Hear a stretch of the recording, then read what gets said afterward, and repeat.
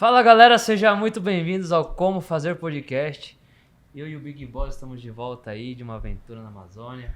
Mas hoje o nosso convidado aí é um convidado especial.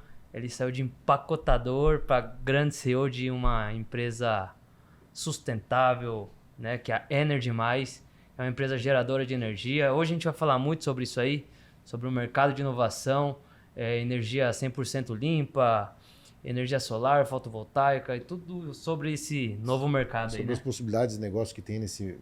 E Como também o sobre os mercado. modelos de negócio, exatamente. Tem todo um mercado novo aí que está surgindo e assim, acho que agora é hora de beber água limpa, né? A gente tem muita água limpa para beber disso. Tem negócio novo surgindo todos os dias e eu gosto muito dessa palavra, cara. Para mim, a palavra que mais faz sentido quando você fala de empresa é modelo de negócio. Boa. É você entender modelos possíveis de negócio. Boa. Bom, queria pedir uma salva de palmas que está aqui conosco, é o Rodrigo aí da Energy+. Seja muito bem-vindo. Obrigado. Vou arriscar aqui, é Rodrigo Borchait. Borchait. É fácil de falar, um pouco menos fácil de escrever.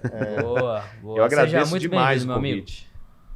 Boa, boa. Quer contar para nós um pouco aí, já colocar nós nessa dinâmica aí de energia renovável, o mercado como que tá? A gente estava falando um pouco antes aqui sobre o Banco Brasileiro de Comercialização de Energia, sobre como está o carbono, sobre hidrogênio líquido, sobre várias coisas aí que chamam a atenção de qualquer um que está escutando. Fala assim, esses caras tá louco, ou esses caras Estou enxergando alguma coisa que tá diferente. obscura. Se quiser comentar um pouquinho disso, acho que a gente vai transitar aí um pouquinho sobre a sua história, sobre a rede, né? Sobre a possibilidade de pessoas entrarem para dentro desse modelo de negócio interessante que está aí na mesa.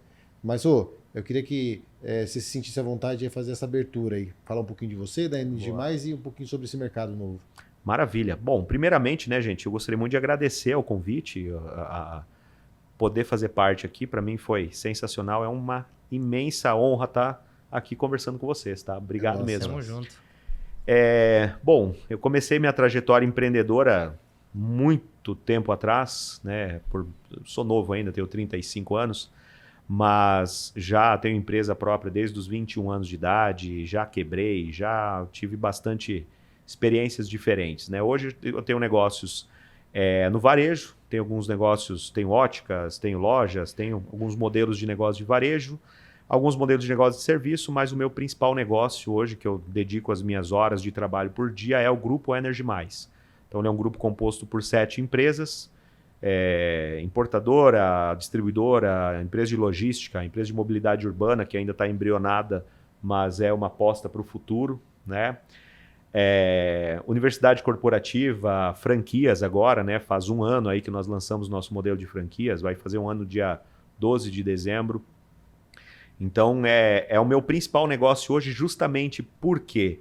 Porque é onde eu enxergo que existem as maiores oportunidades de hoje para frente, né? A gente tem pouca história, a gente tem pouco passado e muito futuro. Uhum. É um segmento que precisa ser revolucionado, não evoluído, né?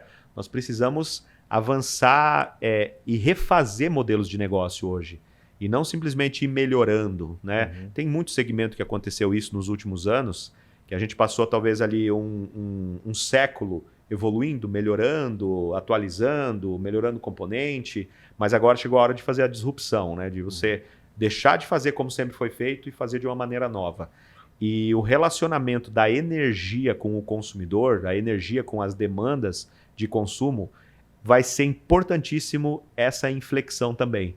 Então vai acontecer esse movimento. Ele já tem acontecido, mas ele vai acontecer e eu, tendo espaço aqui, quero dar minha opinião, né? Minha humilde opinião, baseado em estudo, pesquisa, leitura, alimento assim, diário de informação para a gente conseguir chegar à conclusão de como é que vai se comportar o mercado para os próximos 5 anos, 10 anos. E baseado nisso, tomar as decisões hoje já. Bom, o negócio ele já se torna mais viável, né? A energia, mas também tem todo um apelo de bioma, né? De contexto social, de aquecimento global e tudo mais. Tudo isso daí encosta todas essas energias renováveis, né? Sem sombra de dúvidas, e assim, eu acredito que as pessoas não têm a dimensão real da situação, do cenário, do problema, né? Do que precisa ser feito. Hoje, por exemplo, 84% da energia consumida no mundo ainda é energia suja, é energia poluente. Quando a gente fala em energia, a gente está falando simplesmente de energia elétrica, né? Hoje, mais da metade da energia consumida no mundo é energia de mobilidade, é combustível sendo queimado aí, um pouco para gerar energia elétrica também, né? Aliás, uma metade disso, mas principalmente relacionado à mobilidade. E aí, assim, existem as teorias de conspiração, a gente não está tendo um problema ambiental como querem fazer parecer, mas quem estuda a fundo, vai na fonte estudar, entender o que de fato está acontecendo, começa a até assustar um pouco e entender a gravidade e a necessidade de a gente mudar esse cenário. Até 1950, o primeiro ponto, acho que antes disso, voltando um pouquinho atrás, o CO2, gente, o carbono, ele é o gás da vida. Ele é um dos gases, se não o mais importante, ele é um dos mais importantes. Sem o CO2, ele é um componente, não vou dizer único do nosso planeta, mas ele é um componente vital que permitiu que surgisse a vida e que a gente cresça. Então nós nos alimentamos, né? O nosso sistema se alimenta de oxigênio, mas as plantas, elas se alimentam de gás carbônico. Então isso permitiu a gente ter uma fauna que gerou, uma flora, aliás, que gerou então a evolução da fauna que chegou até nós. Então, primeiro ponto, o gás carbônico ele não é um vilão, tá? Ele é, na verdade, o grande responsável por tudo que a gente tem. Por outro lado, o desequilíbrio entre flora e fauna, o desequilíbrio que o ser humano causou no planeta Terra em relação à emissão desse gás foi muito grande. Se você pega a curva de emissão de CO2 até a década de 50... É como se fosse um foguete. Cara, até a década de 50, assim, um crescimento bem ínfimo nos últimos 2.000 anos. Se você pegar de 50 para frente, meu amigo, a gente multiplicou por 2.500 vezes a emissão de CO2. E provavelmente deve ter reduzido pela metade a neutralização, né? Exatamente. Então, assim... Talvez não pela metade, mas reduziu... Não, reduziu muito. Então, o que acontece? A gente, de fato, está emitindo muito CO2. E aí, o grande vilão disso é a energia. Tanto a energia usada para mobilidade, quanto a energia, muitas vezes, convertida em energia elétrica. Aí nós temos os países sendo cada vez mais se industrializando, aumentando. Então, a gente tem talvez duas fontes muito importantes de ser atacado esse problema para que a gente consiga reduzir a emissão de CO2.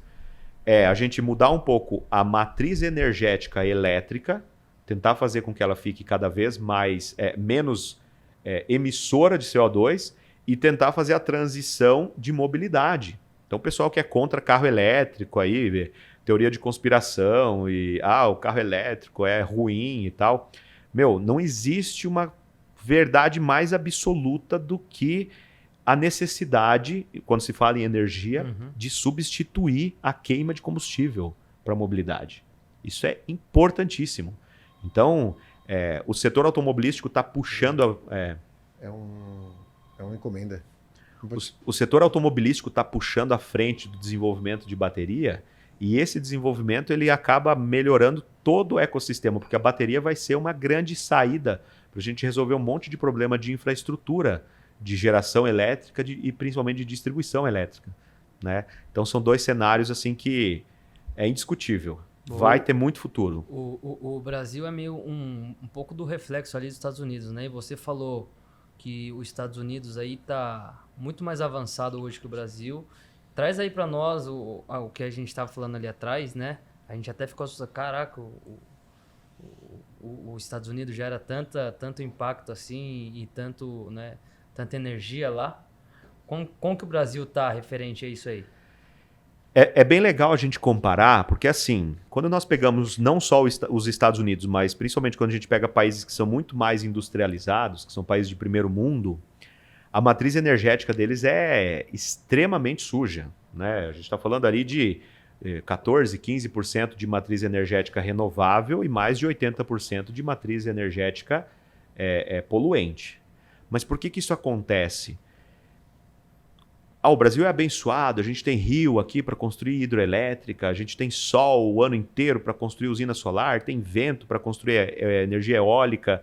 Será que os outros países não têm esses insumos, essas condições climáticas para isso. Qual que é a causa? Na verdade, o Brasil ele desenvolveu o sistema principalmente de distribuição de energia de uma forma um pouco diferente do que a maioria dos países de primeiro mundo. Né? Nós construímos uma rede de distribuição que ela liga o Brasil inteiro de ponta a ponta. Nós temos um sistema interligado nacional que liga o Brasil todo. Isso permite uma solução um pouco mais eficiente para um problema da energia renovável, que você não tem ela sendo possível em qualquer lugar que você deseja, por mais que a solar tenha demonstrado esse potencial maior, né? Mas hoje a gente tem, por exemplo, a produção de uma hidrelétrica lá na divisa do Brasil com o Paraguai, que boa parte dessa produção é consumida aqui no Centro-Oeste. A gente tem a produção... E ela até difunde para outros países. Para outros países. Então, assim, a produção dos parques eólicos do Nordeste do Brasil e das grandes usinas fotovoltaicas também do Nordeste é consumida aqui no Centro-Oeste. Então, isso num país de primeiro mundo não é possível, porque eles não têm essa ligação. Você não tem os estados e os distritos lá conectados por uma rede. Talvez algumas explicações possíveis, né? Primeiro que eles têm um problema de natureza um pouco mais sério lá, né? Sim. Enquanto aqui a gente tem temporais, aí, tempestades com vento de 100 km por hora, eles enfrentam furacões de 200 e não sei quantos quilômetros por hora. Então você construir uma rede de alta tensão lá, talvez seja inviável por conta disso, né? E talvez um pouco de medo de terrorismo. Aqui no Brasil, se alguém, de repente, se a gente fica sem conexão na rede que interliga o Ceará com o restante do país, a gente desliga uma boa parte do consumo brasileiro, né? Então, os países de primeiro mundo, as redes são mais desconectadas. Então, você precisa produzir a energia próximo de onde ela é consumida. E isso inviabiliza, muitas vezes, a evolução da energia renovável, entende? Então, o Brasil já superou esse desafio de conseguir transmitir. Só que agora, esse desafio gerou um novo desafio, que é você equalizar a ponta consumindo com a potência de geração equivalente, né? A energia renovável ela é mais intermitente, ela depende da condição climática. A energia solar ela vai gerar energia só durante o dia. A eólica tem a previsibilidade lá de ventos, mas ela vai gerar só enquanto tem o vento. A própria hidrelétrica, né, que ela tem um pouco mais de flexibilidade. Se a gente não tem água, se a gente não tem chuva, acaba que o reservatório começa a ficar com nível mais baixo, e isso é um problema. A gente teve agora um exemplo claro disso, bandeira vermelha 2 na tarifa de todo consumidor no Brasil, porque os reservatórios estavam baixos, né? Aí agora a gente teve bastante chuva, melhorou o reservatório, baixou para bandeira amarela. E trazendo na prática, como que uma pessoa ou uma empresa, uma indústria pode começar a produzir a sua própria energia, ou talvez ter uma capacidade maior de geração e talvez vender para uma outra pessoa? Explica um pouco sobre esse mercado. Sobre esse modelo, né? Hoje, assim, o grande desafio é justamente esse, a gente equalizar a ponta com o consumo. Quando você instala uma usina para fazer autoconsumo, eu tenho uma indústria e eu vou instalar sobre o telhado dessa indústria uma energia para o meu próprio uso. Tá. É 100% eficiente, é um modelo muito viável, principalmente economicamente. Porém, você ainda precisa se relacionar com a rede, porque vai ter um momento que tua usina está gerando mais energia do que você consome e você precisa injetar na rede. Vai ter um momento que a tua usina está gerando menos energia do que você consome e você precisa buscar esse excesso na rede. Então, esse é o grande desafio do momento. Como a gente fazer para que as unidades consumidoras cheguem o mais próximo possível, de fato, de se tornarem autônomas. Não depender tanto da rede. Porque esse é o desafio hoje. A gente equalizar a geração com o consumo.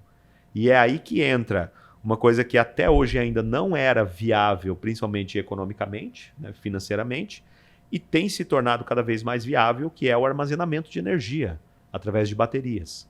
Então hoje a gente já tem tanto a capacidade muito aumentada, a gente tem bateria ali de 5.000 kWh dentro de um container, né?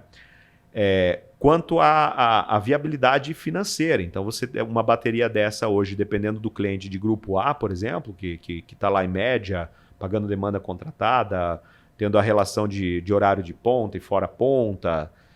Muitas vezes a viabilidade financeira é muito fácil de atingir por conta das regras a que ele está inserido, entende? Então o que vai acontecer? Sem sombra de dúvidas, a bateria vai ser protagonista nessa revolução no sistema de geração, que já foi... Geração de energia ela já foi superada, a gente já sabe, para os próximos 10, 15 anos.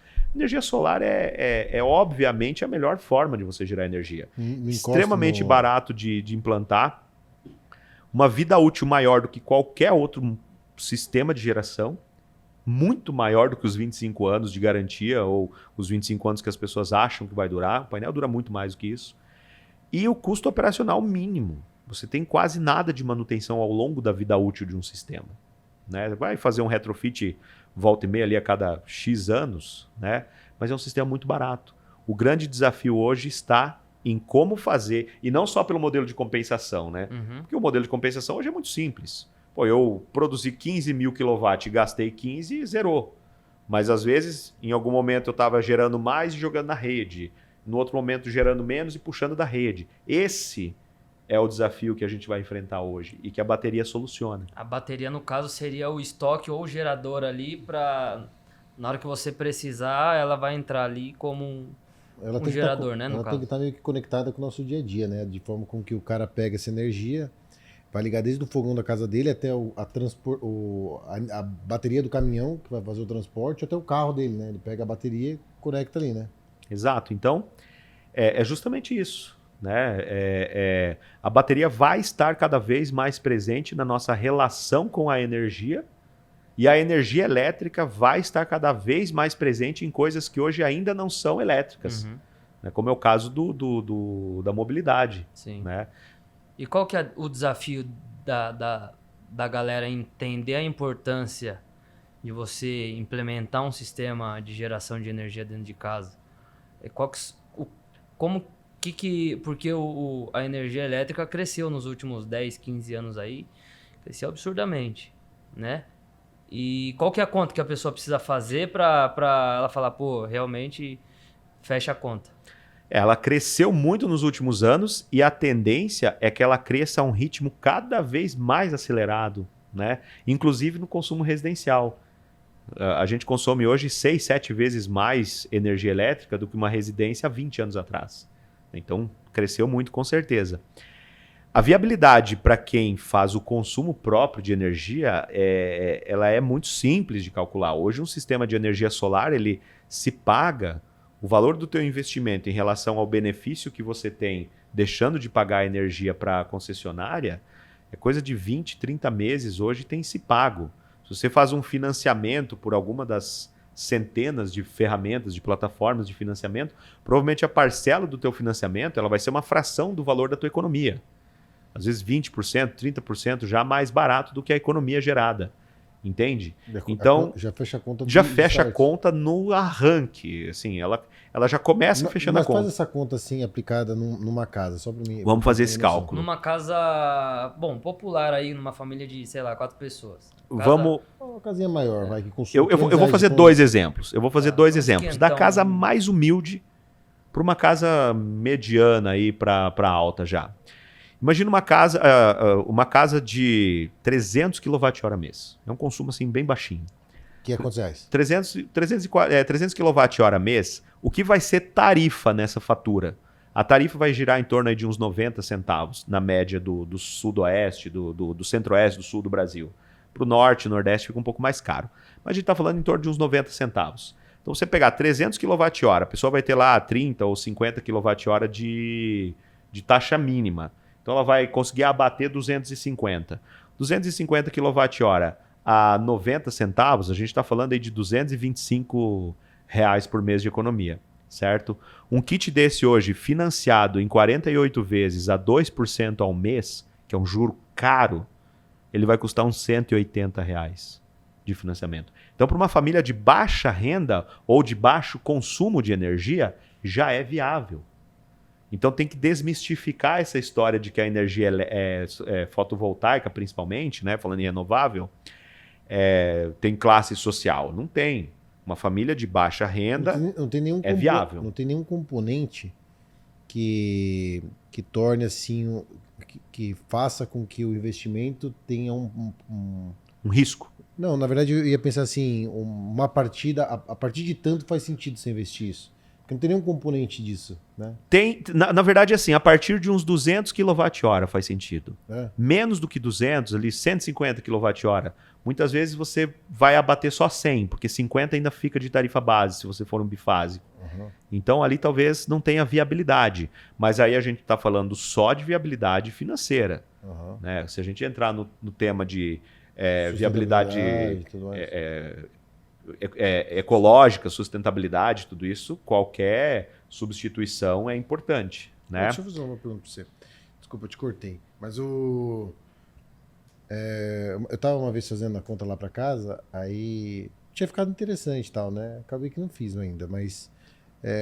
e aí o vendedor, né, da rede lá e tudo mais, ele falou assim, você coloca a energia da casa da sua mãe, que era no mesmo condomínio, no seu nome, que daí gastava os dois, só que o sistema tá só na minha casa. Aí pode ser também, né? Sim, isso é GD, né? A geração distribuída. Você tem uma unidade gerando a energia, você pode cadastrar várias unidades como beneficiária dessa geração. Só precisa estar no mesmo CPF. Aí até alguns modelos, né? Quando você faz por titularidade, precisa estar no mesmo CPF ou CNPJ. Então você consegue transferir crédito de energia de uma unidade consumidora para outra, desde que esteja na mesma titularidade. Ou com alguns formatos de agrupamento, como por exemplo cooperativa, associação, consórcio, que é um modelo um pouco mais complexo, já é um modelo de negócio, mais do que um simples abatimento, né? Mas também pode ser feito assim. E se uma pessoa entrar como um cooperado e ele pagar na tarifa 75 centavos em vez de pagar 90 para concessionário? Faz sentido? Geralmente é esse o modelo de negócio que tem sido aplicado. Né? A cooperativa ela administra, ela faz a locação de usinas para consumidores que fazem o consumo dela. Mas fecha a conta para o cara que produz? Fecha a conta para o cara que produz, fecha a conta para a própria cooperativa ou associação ou consórcio e fecha muito a conta para quem consome.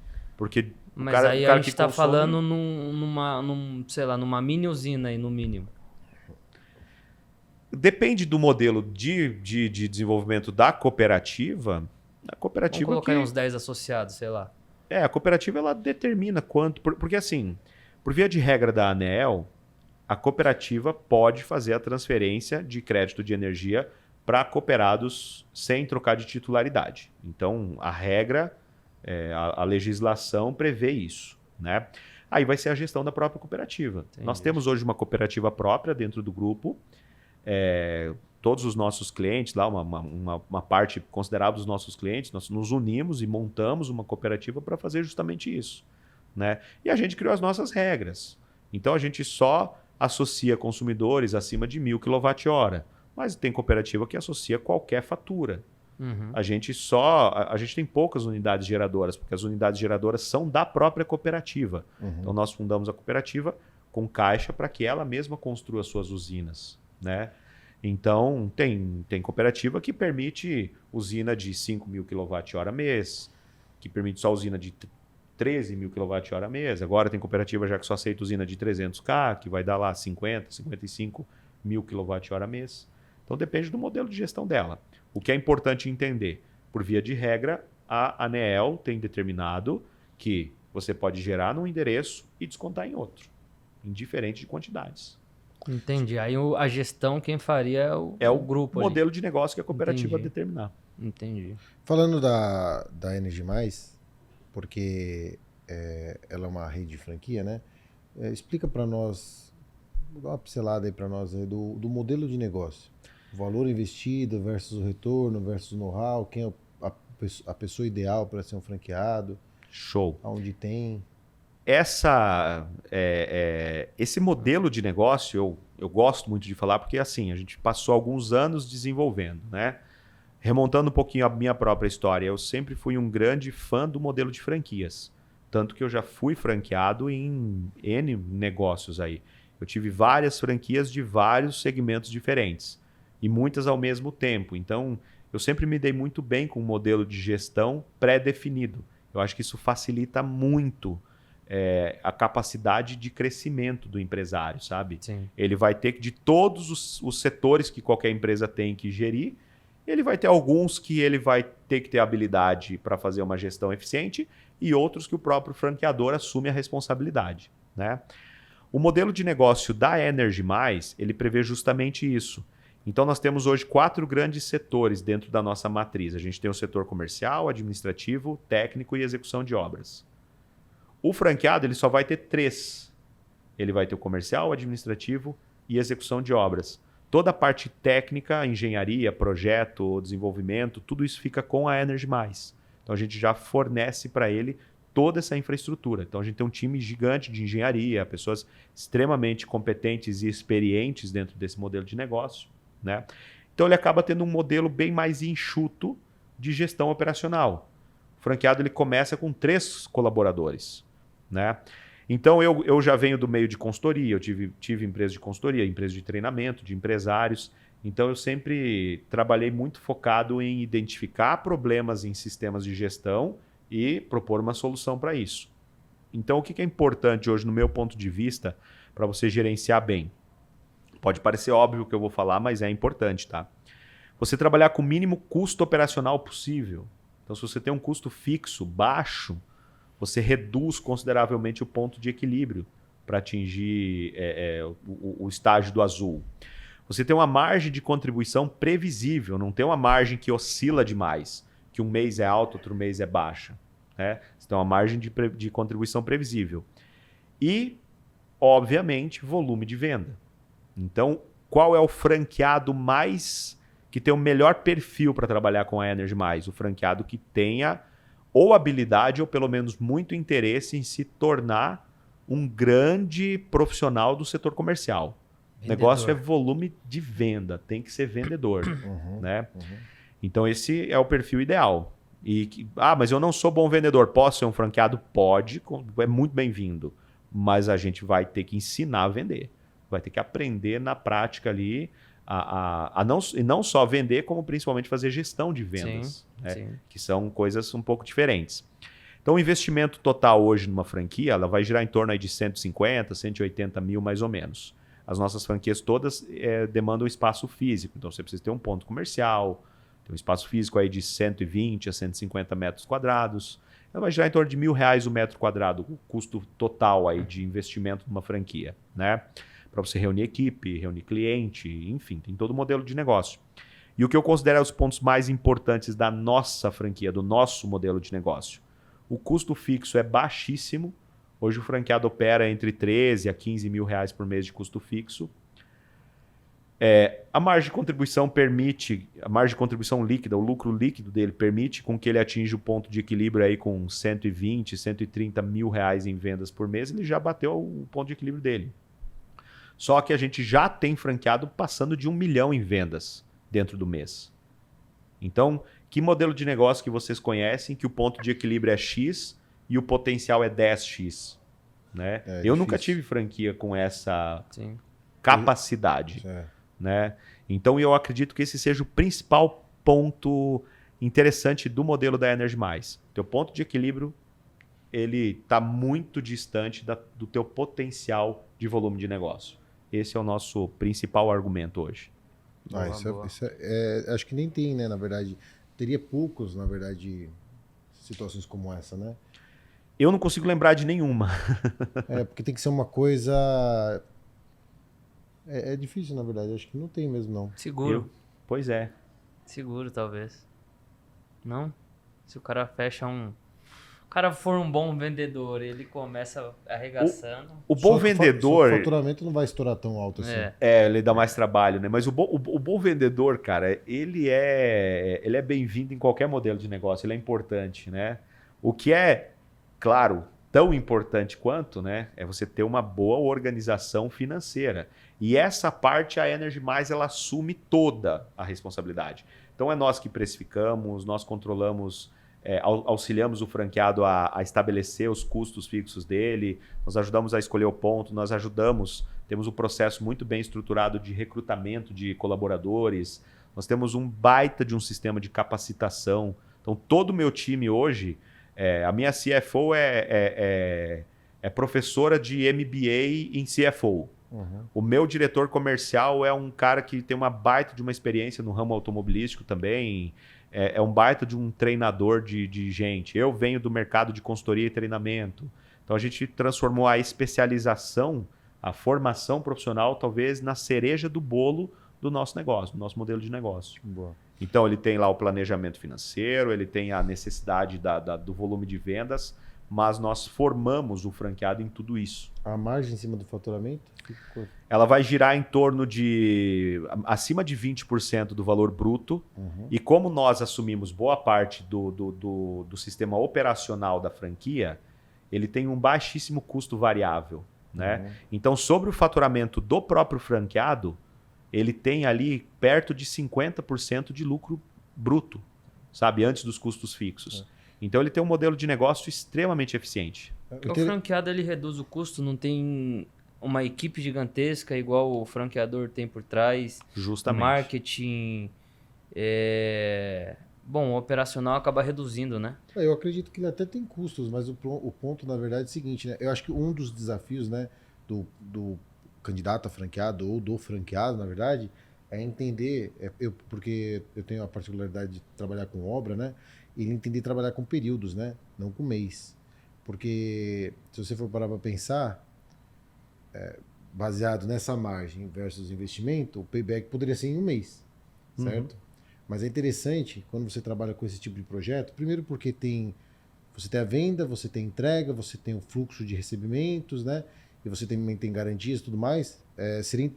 Basicamente, eu não sei qual que é o payback em meses. O nosso payback, em média, das unidades que estão rodando, gira sempre em torno de 6 meses. Legal. 6 meses. Eu ia comentar sobre 12 meses, porque, tipo assim, 12 meses dificilmente ele não teria faturado, sei lá, 2 milhões no primeiro ano. Então, com certeza ele fez o payback e, além de tudo, ainda já está com uma margem aí de 10 mil reais, 15 mil reais mês aí. Supondo que ele tem 20% de margem, fez o payback. Além de tudo, já está com 200 mil reais de margem em cima. Essa é a conta. A gente, tendo um faturamento, iniciando aí um faturamento a partir de 250 mil e finalizando o primeiro ano com 450, 500 mil em venda mês, faturamento não, venda mês, né? O franqueado ele termina o primeiro ano com mais de 300 mil em caixa já. E o interessante é que o cara pode fazer o payback, na verdade, do projeto dele em uma venda, né? Em uma venda. Temos exemplo disso já na rede. A gente tem o franqueado de shoppingzinho que fizeram uma venda de 1 milhão e 400 mil, por exemplo. Essa venda já deu um payback em relação a todo investimento. Boa. Eu tenho o franqueado de Cascavel, que isso até é ruim de falar, né? Mas é nada. O franqueado, uma vez que ele assinou o contrato de franquia, já pode começar a vender. Eu tenho o franqueado de Cascavel que já tinha fechado sei lá quantas vendas antes de inaugurar. Na semana que ele estava inaugurando, ele fechou mais uma venda de 350 mil, recebeu o valor referente à parte dele ali. Pô, só daquela semana, ele até fez a esposa dele fez um depoimento no lançamento, na inauguração da franquia, que aquela venda pagou custo fixo de 8 meses, se eu não me engano, da franquia. Legal. Então a sazonalidade é uma coisa que ela se comporta de uma maneira muito segura aqui dentro. E hoje um projeto solar, né, assim, numa casa ou até mesmo numa empresa de pequeno porte, já uma venda já é bem significante aí no faturamento mês, né? Bastante. Duas, 3 vendas médio, você consegue bater talvez aí uma... Ticket médio quanto? O nosso ticket médio até setembro era 228 mil reais. Caraca. Na média. Esse ticket médio? Então arrebentou. 2 vendas mês você já tá... 2 vendas mês. Uma venda mês você já bateu o ponto de equilíbrio. Por isso, na verdade, eu acho que atacar o interior é muito mais interessante do que atacar a capital, né? Ou não? Hoje, assim, a Energy Mais, ela já superou há muito tempo essa demanda de geração residencial. É um cliente importantíssimo, faz parte da nossa história. Eu sou muito grato a tudo que a gente fez. Mas o nosso perfil acabou mudando um pouco. B2B. Então ele não é mais o foco do negócio. Nosso negócio é muito mais B2B do que B2C. Sim. Né? Então acaba que assim, nós cogitamos inclusive tirar o residencial do nosso portfólio por conta de posicionamento, mas quando lançamos a franquia a gente entendeu que, poxa, o franqueado talvez leva um pouco mais de tempo para rampar, para pegar o conhecimento técnico necessário para conseguir fazer vendas de ticket maior. Então a gente manteve ali o foco também em produtos residenciais para dar essa ajuda para ele fazer esse começo, principalmente. Né? Mas talvez, né, até para o franqueado seja mais interessante gastar mais energia em uma venda do que 10 residencial, talvez. Mas é igual a nossa pescaria lá. Se não tirar um lambarizinho... Fica atrás do peixão, né? Boa, essa gostei da... Mas tem que tirar um lambarizinho só pra falar assim, não, já... E eu falava pra ele, ó, quer pegar o peixão? Usa isca grande. É isso aí. Ué, né? Boa, senão desanima, né? Você não tem paciência pra esperar o peixão se você não tira um peixinho volta e meia, né? Não, então tira um peixinho só pra dar uma animadinha, né? E aí, chegou uns brindes aí pra nós? Queria agradecer o pessoal da Gelato Shoes aí que mandou pra nós um brinde aí. Caraca, mano, ó. Patrocinador oficial do Buzeira aí, né, Buzeira? Rapaz, eles são brabos, hein? Hoje o homem vai viajar aqui já com Gelato Shoes, ó. Aí, ó. Maravilha. Muito obrigado, galera. Presente pra você. Use e abuse. Não é não? Vou colocar Gelato Shoes. Vou colocar isso aí como slogan. Rapaz, olha aí, meu. Coisa boa, meu patrão. Top, cara. Poxa, muito obrigado, galera. Deixa pra nós comer daqui a pouco, porque se não comer agora, não fala mais. Mas o ticket médio do residencial, ele é qual? Esse mês, inclusive, a gente fez uma campanha que era focada em produtos residenciais aí a partir de R$ 7.700, se eu não me engano. 7.790. Seria o nosso ticket mais baixo hoje. Né? Isso gera aproximadamente quanto aí de energia? Em reais? É um kit para residência pequena. 4 usinas. É aquele kit que vai 300, custar... 400 conto. É um kit que vai custar R$ 180 por mês um financiamento. 180, 185, dependendo do perfil do cliente. Então é um kit que ele vai pagar R$ 180 e vai ter uma economia de uns 220, 230, 7.790. Se eu não me engano, é o menor ticket nosso. R$ 8.000, um pouquinho menos de 8.000. Ele reduz uns 200 conto aí de... Uns 250, 240, 250, Cara, 220. Flexibilizou bastante, né? No começo o pessoal falava da casa de 20 mil.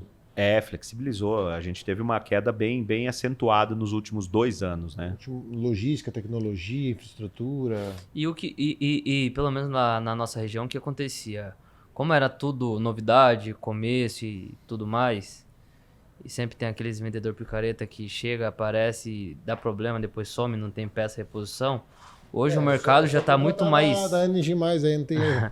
Hoje o mercado está muito mais seguro, mais amplo, já está acontecendo, né? Então, traz um pouco isso aí, essa segurança para o consumidor, que já é realidade, realmente traz benefícios, traz, né, economia aí para o cidadão, sustentabilidade também. Exatamente. Né? A gente falando sobre... Eu acredito que todo mercado, quando ele começa, como foi o caso da Solar, ele é muito recente, é um mercado novo ainda, né? Então acaba que as pessoas ainda estão aprendendo a trabalhar com o produto, né? Tem aquele boom inicial que muita gente inexperiente vê como uma possibilidade e acaba aprendendo na marra, né? Aprendendo no telhado do cliente a fazer a aplicação, né?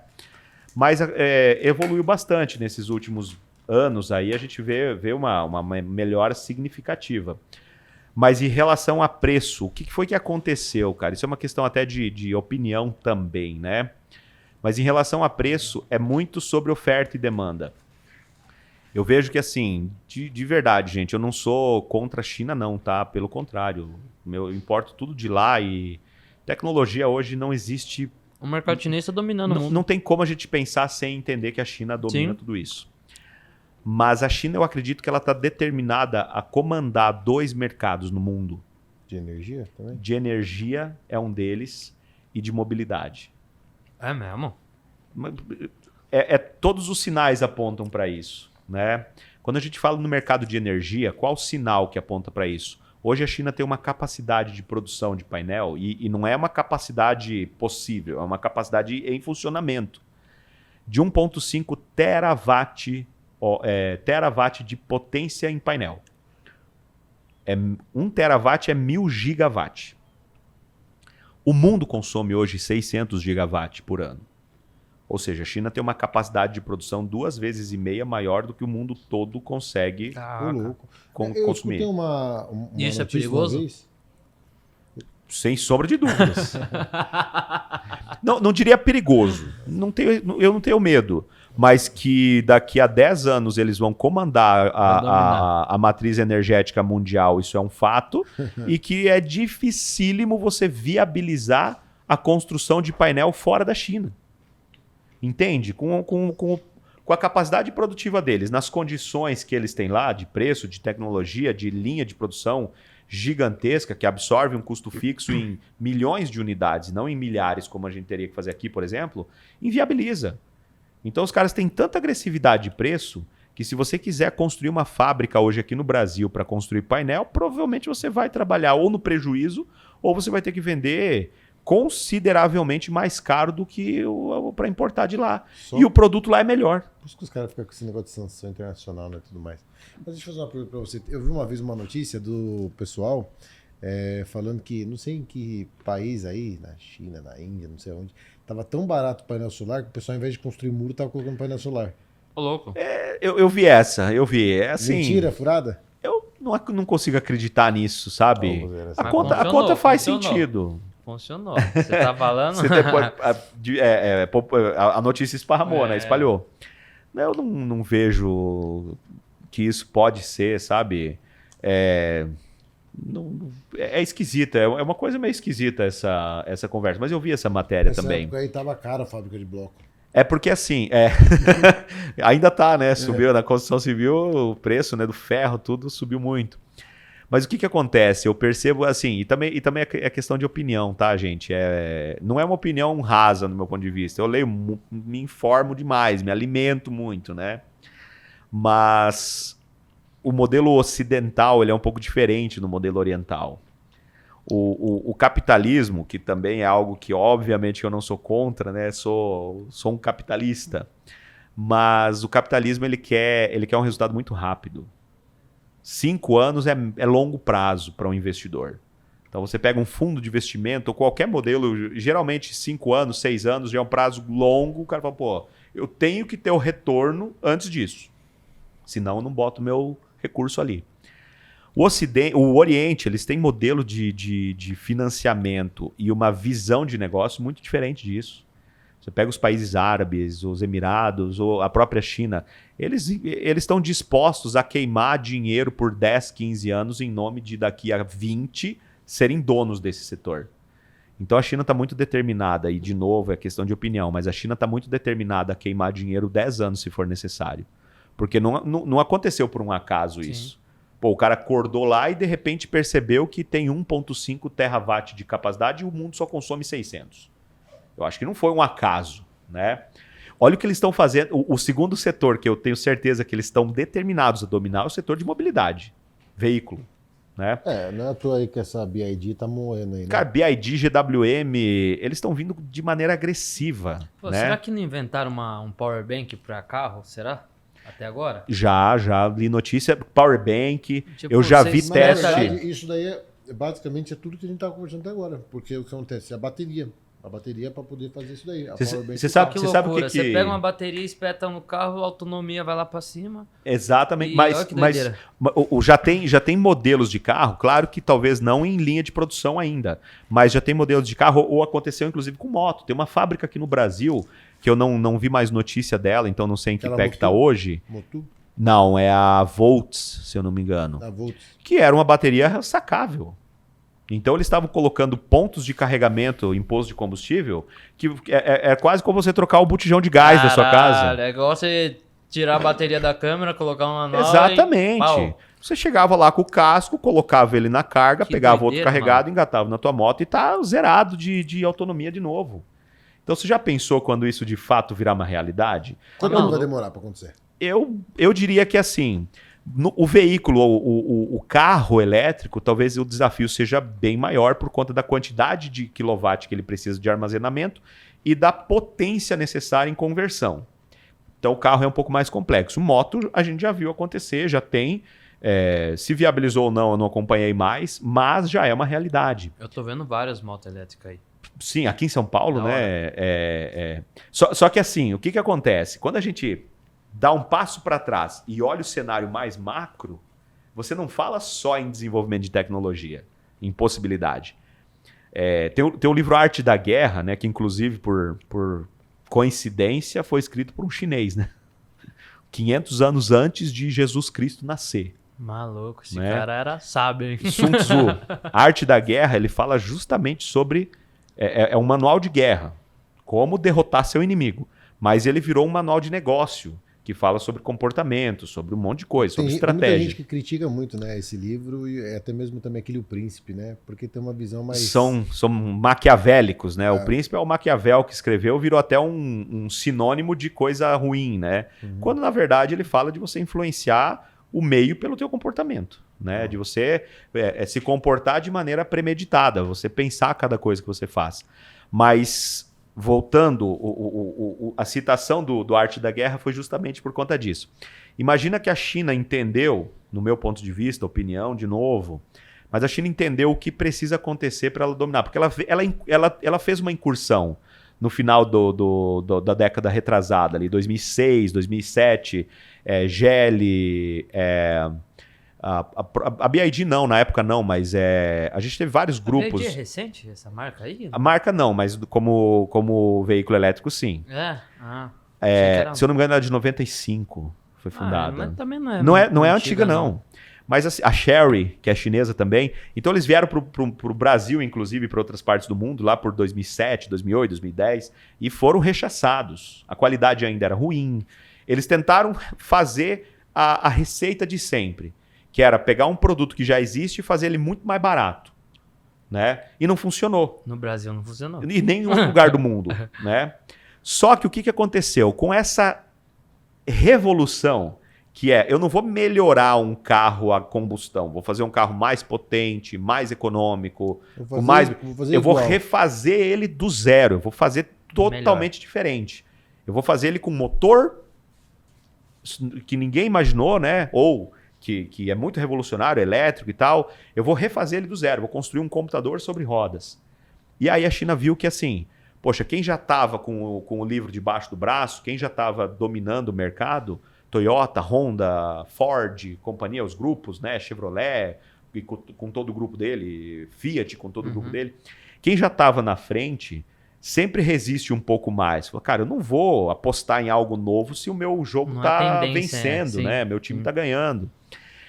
E a China conseguiu fazer de uma forma inacreditável uma revolução em 10 anos, né? Botou o carro elétrico hoje, qualidade. Eu comprei um chinesinho para mim, então eu comprei um GWM. Tô apaixonado pelo carro, por enquanto. É bom, velho. Gostou dele? Pô, eu tô com 3 meses e eu botei 19 mil quilômetros nele já. Eu comprei um Raval. E é 100% elétrico? Não, híbrido. Eu não posso, é 100% elétrico. Até pela quilometragem. Imagina, 19 mil quilômetros em 3 meses dá mais de 6 mil quilômetros por mês. Então não tem como você fazer isso A autonomia é algo que dá uma ferrada também, né? Sim. E o tempo de carga ainda é um desafio. Né? Tá, então quanto é o tempo de carga? Você chega em casa, você espeta lá ele para carregar. Quanto tempo para dar 100%? Na minha tomadinha de 220 volts de tensão, na tomada, não é um carregador, é uma tomada normal, igual que você carrega teu celular, só que tem que ser 220 volts. Ele leva 12 horas para dar uma carga completa na bateria. Horas. A bateria dele dá uma autonomia só no modo elétrico para 170 km.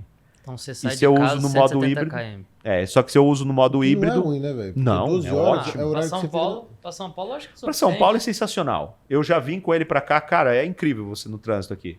Às vezes você leva meia hora, mas só andou 30 km. Você gastou 30 km de autonomia da tua bateria. Porque tá parado, ele não consome. E ele consome quanto, assim, em questão de, mensal na conta? A minha conta subiu lá na minha residência em R$300, mais ou menos. Eu tenho placa solar, né? Também, tem todo o Mas o consumo subiu se fosse calcular em valores, seria uns R$300 por mês, R$400. Uma dificuldade, um tanque, né? da minha caminhonete que eu tinha. Um desafio, né, na verdade, que rola muito nas cidades grandes é, por exemplo, prédios, né? Porque, por exemplo, no prédio lá não dá para todo mundo botar na energia, né? Exato. Esses desafios existem, né? Então, até porque se num prédio você... vamos fazer no condomínio aqui um um monte de tomada. Pô, você tem que ter uma potência de entrada, tem que ter um padrão que resista a isso, um transformador. Então tem a infraestrutura do carro elétrico, ela ainda precisa ser toda construída, não só no Brasil, no mundo todo. E é outro desafio. Então, de novo, quem está na vanguarda da construção, você se posicionar como uma empresa que trabalha dentro de energia renovável, obviamente que nos próximos anos você vai ter esse produto dentro do portfólio também. A Energy já tem, né? Mas essa questão da mobilidade urbana não é simplesmente você ter o carro elétrico no teu portfólio. Você tem toda uma infraestrutura antes. E hoje existe bastante ridicularização disso também. O carro elétrico parou no meio da estrada e botou um gerador a diesel para carregar ele. Eu fico pensando lá atrás, né, quando a gente tinha carrocinha de cavalo e burrinho e foi passar para o carro a combustão. Você acha que primeiro nasceu o carro a combustão ou primeiro nasceu o posto de combustível? O carro. O posto chegou quando já tinha um monte de carro que demandava aquele serviço. Não era viável antes disso. Então é óbvio que a revolução vai começar pelo carro também. Sim. Mas já a gente vai ter uma infraestrutura diferente. Já a gente vai ter talvez uma capacidade de carga que você consiga carregar um carro completamente em 15 minutos. Mas você, como um usuário de carro elétrico, em São Paulo, funciona ou você passa perrengue? Nunca passei. O meu é híbrido, né? Mas assim, Tipo assim, chegar no posto e precisar abastecer e você fica lá, pô, caralho, que demora. Ou sei lá, quem tem um BID, como mas que é como que abastece aí? isso daí? Abastece na estrada? Tem aqueles postos lá e tal? Eu já passei... se eu tivesse o meu carro 100% elétrico, eu teria passado perrengue já. De chegar no lugar... eu faço viagens, às vezes, de 1.000 quilômetros, talvez até mais do que isso. Se o meu carro fosse 100% elétrico, ele não suportaria essa quilometragem toda com uma carga só. Então eu teria que programar uma parada para abastecimento, duas. E aí você pensa assim, pô, aqui em tal ponto tem um carregador. Então eu vou parar lá para almoçar, fico uma hora almoçando, já vai carregando. E esse carregador é mais potente? Esses aí é uma hora, ele dá... Dá 80% em uma hora, mesmo? muitas vezes. Entendi. Só que aí o que acontece? Eu já fiz isso. Mesmo meu carro sendo híbrido, se eu não tiver o carregador, eu meto gasolina lá no tanque boa. Mas aí eu falei, pô, eu vou colocar elétrico, né? Aí eu chego no posto, tava abastecendo e tinha mais 2 na fila. Ou seja, eu falei, cara, ou eu fico 4 horas aqui parado, doideira. ou não vai rolar de eu abastecer. Então, se o meu carro fosse elétrico e dependesse disso, teria estragado todo o plano da minha viagem. Né? Então, existe muito a crescer. Só que que bom que existe a crescer. Eu quero ser a empresa que está lá vendendo, instalando e colocando para funcionar carregador. Eu vou faturar com isso. Com certeza. Carregador, né, de carro. Eu tenho visto algumas empresas mandando para nós, né, os pontos, né, de carregamento e tudo mais para colocar em condomínio, para colocar em projetos e tudo mais. A bateria também vai ser comercializada, né, e com certeza você vai surfar isso daí. Todos os componentes. Tudo que é construído precisa de manutenção, então também é uma possibilidade interessante de retrofit a médio e longo prazo para quem está comercializando as placas, porque é um mercado que vai... Um dos mercados mais interessantes para nós assim, na construção civil é retrofit e às vezes até reforma, porque tudo que precisa ser construído precisa ser mantido, né? Então isso gera muita demanda, né? Então também é uma possibilidade muito grande. Hoje está todo mundo correndo atrás de implantar, né? Mas a médio prazo também vai ter muito faturamento. Tem manutenção também. Já tem, né? Hoje o mercado de manutenção ele tem bastante volume de faturamento. Mas talvez por conta desse início mais bagunçado que foi o setor, como também seria em qualquer setor, de ter problemas de projeto mal executado. Então tem bastante coisa. Porque imagina que alguém colocou uma usina lá de milhares até milhões de reais. E aí, de repente, por algum erro de projeto, ela não está funcionando bem. O cara bota mais uma grana ali se precisar para deixar redondinho. Sim. Então, quem tem essa expertise, quem tem essa capacidade técnica de chegar e resolver o problema, com certeza tem um baita de um potencial de faturamento. E me fala uma coisa. Como que funciona esse lance assim? Se eu quero produzir energia, tem alguma capacidade máxima ou mínima que eu consigo produzir? Ou eu posso produzir em grande escala? Como que é isso aí? A gente tem 2 grupos, né? Aliás, tem microgeração, mini geração e geração. Então, é baseado na potência. Nós trabalhamos hoje bem focados na micro e mini geração. O que é microgeração? É uma potência instalada de até 75 kW. ela vai exigir um transformador de 75 kVA e uma chave de entrada de 200 ampere em 220 volts de tensão. Então isso é o que geralmente tem numa residência não, mas numa indústria pequena. O produtor rural, a maioria onde tem acesso a trifásico vai ter essa infraestrutura de rede. Saindo disso, acima disso, qualquer potência que você necessite maior do que 75 kW, a gente já entra em mini geração. Ou, se você falar da concessionária, em grupo A. E você vai ser atendido em média ou alta tensão, né? Aí você já entra em demanda contratada, que paga horário de ponta fora ponta, paga um valor fixo por demanda, né? Para você ter hoje um transformador, por exemplo, de 300 kVA na tua propriedade, que é também básico dentro da mini geração, você vai pagar uma demanda de 300 vezes um indexador. Se você consome, aqui em São Paulo eu não vou saber exatamente, mas deve estar em torno de uns 22 a 25 reais a demanda contratada por kVA. Então, se você tem uma pequena indústria que precisa de um transformador de 300 kVA, você vai pagar lá 7.000, 7.500 reais só de taxa fixa para ter esse transformador, mais o quilowatt que você consome. E a usina segue essa mesma regra. Então, uma usina de até 75, você conecta em grupo B. Acima de 75 até 3 mega, você conecta em grupo A de mini geração. Acima de 5 mega, já entra na geração centralizada. Top, top. O que a gente tá, do podcast aqui, a gente foi em vários assuntos, né? Mas do que a gente teria de explorar aqui, o que a gente não pode deixar passar? Eu acho que é importantíssimo a gente entender justamente a importância da transição energética, né? Se fala tanto de transição energética, mas é fundamental compreender essa questão que nós começamos falando lá sobre o gás carbônico, a emissão de CO2. Então, a gente está num desafio gigantesco.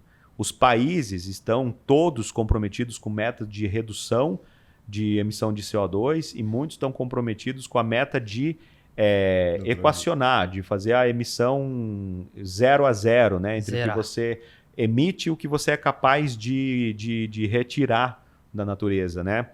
Então isso é uma necessidade de fato. Como eu falei, o gás carbônico ele é um gás importante, mas em excesso, como a gente está emitindo no meio ambiente, ele tem um potencial gigantesco de causar sérios danos e sérias consequências futuras. Algumas a gente já está tendo a possibilidade de vislumbrar aí, né? De enxergar nos dias atuais. E isso vai partir em cima de duas fontes: o modelo de geração de energia e o modelo de mobilidade. Né? Essas duas fontes precisam ficar cada vez mais verde, cada vez com menor emissão de CO2 no ambiente para ser gerada. E é um desafio, porque imagina que um país que é tão industrializado como os países de primeiro mundo, a tendência deles é continuar crescendo. Então eles vão aumentar cada vez mais os consumos de energia e de combustível e de mobilidade. Né? Então precisa ser revolucionado esses dois setores. E isso vai acontecer. Então, só que não aconteceu ainda. Então, imagina quem se posiciona hoje já em relação a negócio, a modelo de negócio, para poder atender essa demanda tão crescente, tão urgente, tão necessária no futuro. Né? Pô, vai sair na frente, sem sombra de dúvidas. Desbravadores. O bom é que daí já pega uma rebarba dos chineses, porque você falou que os chineses vão pegar essas duas áreas, então pois é, vai pegar uma rebarba deles. Exatamente. Então, assim, a gente falando do modelo de mobilidade, né? Então eles não dominaram só tecnologia, né? Encerrando a questão do assunto. Eles vieram atacar na base o nosso sistema de distribuição.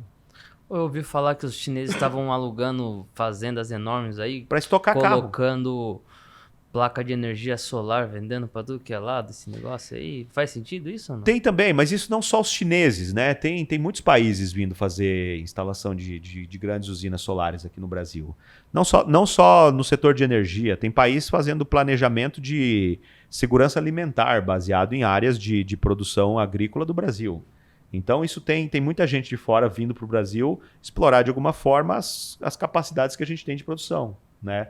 Mas falando em mobilidade, os chineses fizeram algo que assim, pô, é gravíssimo para a indústria, tanto que a própria indústria automotiva nacional está batendo pesado em cima do carro elétrico. A BYD, a GWM, eles entulharam o Brasil de veículo.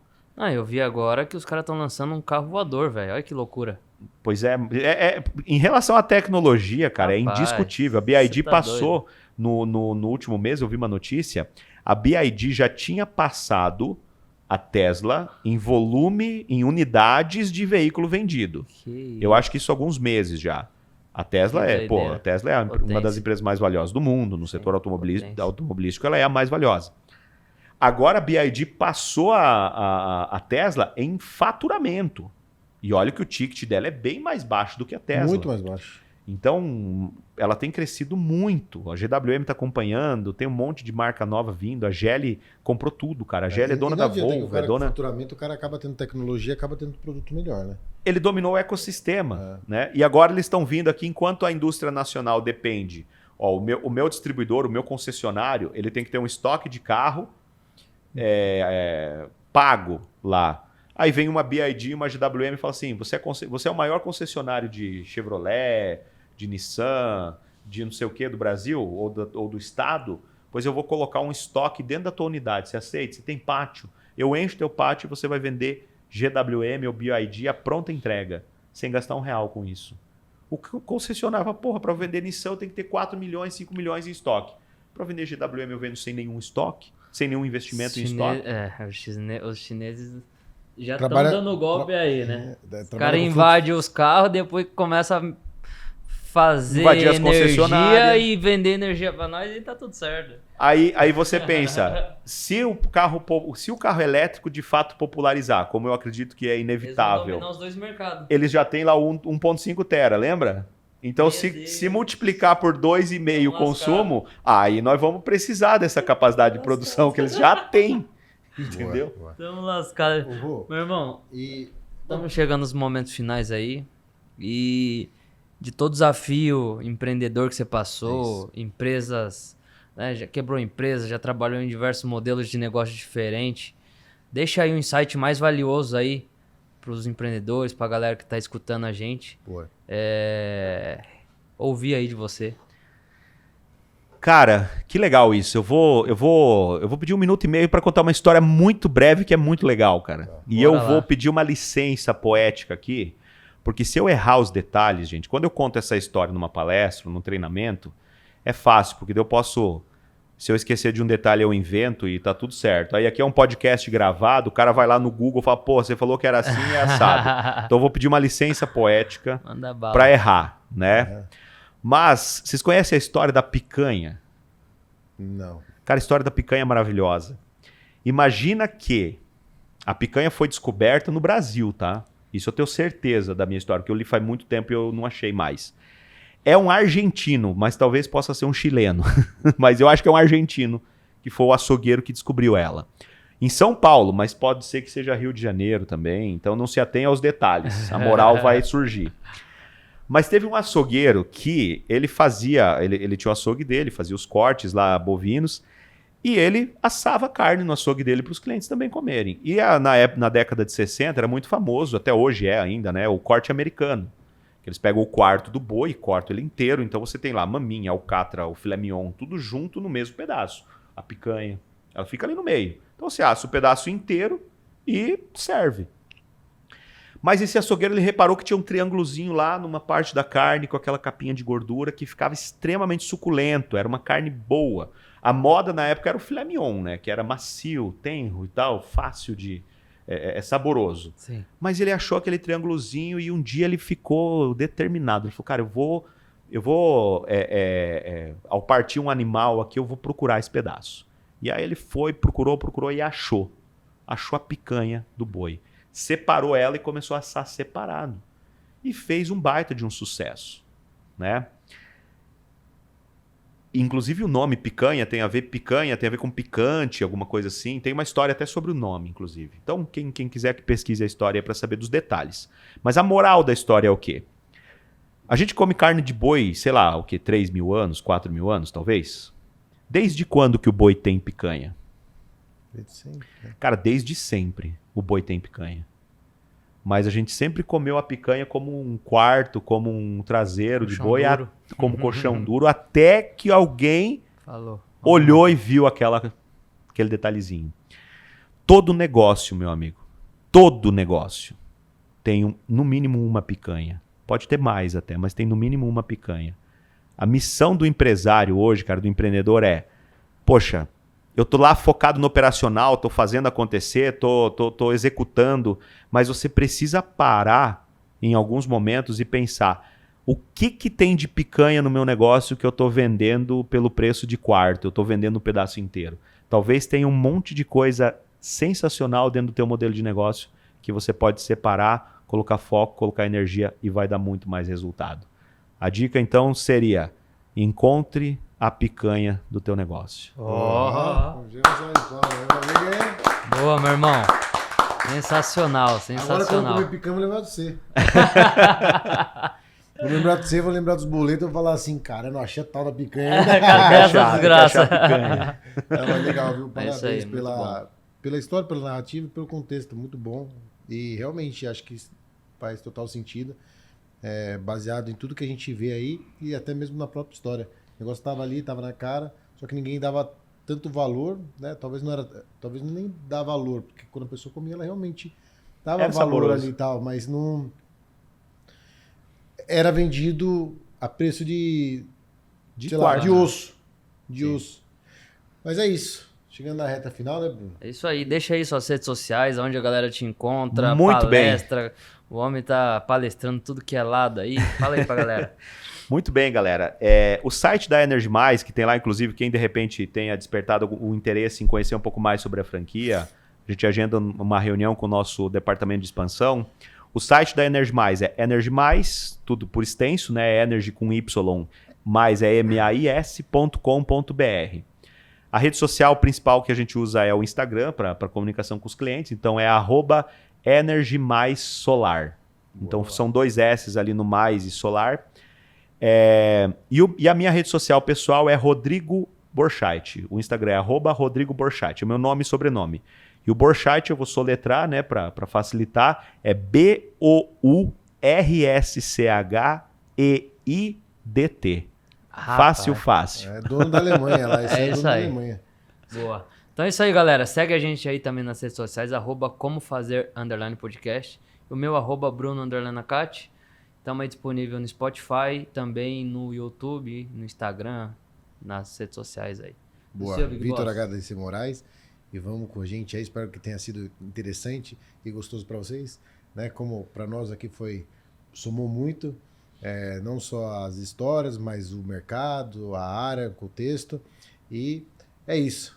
É isso aí. Então, se você curtiu esse episódio até agora, deixa aí nos comentários, escreve aí picanha, acha a picanha do seu negócio, que a gente vai ver aí e ler todos os comentários com muito carinho. Valeu, galera. Até a próxima. Valeu, gente. Obrigado, viu? Obrigado.